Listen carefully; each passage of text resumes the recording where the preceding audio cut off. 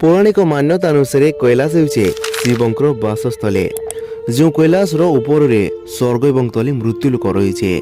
So friends ए video जानिबा Kailash पर्वत विषय किसी अद्भुत ज्ञान।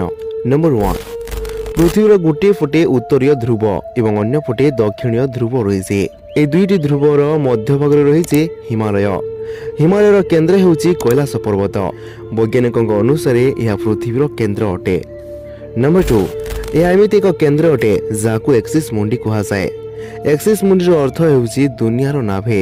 यह आकाश और पृथ्वी मध्य संपर्कर एक बिंदु अटे जो 10 दिग परस्पर सहित मिलित हो जाए। रूसियार वैज्ञानिकों अनुसार एक्सिस मुंडी से स्थान अटे जो अलौकिक शक्तिर प्रवाह होता है एवं आपण से शक्ति सहित संपर्क करें।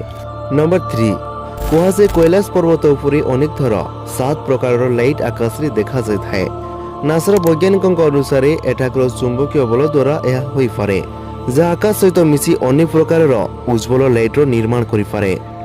नंबर 4, अनेक लोक अनुसार जदि आपण कैलाश पर्वत बा मानसरोवर थिबा स्थान रे जिवे तो आपण को निरंतर एक शब्द शुणा जेमिति कि आखपाखरे एरोप्लेन उड़िबा किंतु ध्यान सहित शुणिले एही शब्द डम्बुरु किंबा ओमर ध्वनि परी होइथाए। वैज्ञानिक माने कहते कि एही शब्द बरफ तरलिबार शब्द होई पारे।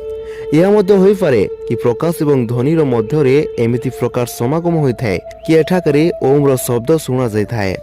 नंबर 5, हिमालयवासी कहवा अनुसार हिमालय रे एक यति मानव रहे। या अनेक लोक भालू मध्य कहते तो किए जंगली मानव तो आउ किए हिम मानव कहते। प्रचलित धारणा अनुसार यह हिम मानव मनीष को मारी खाई थाए। किछि वैज्ञानिक यह निंडरथल मानव मध्य कही थांते। दुनियार 30% रु अधिक वैज्ञानिकों अनुसार हिमालयर बरफ अंचल रे आज मध्य हिम मानव रही। सो फ्रेंड्स यह दिला कैलाश पर्वत विषय किछि अद्भुत ज्ञान। जदि वीडियो भल लगे निज सांग मान सहित शेयर करंतु।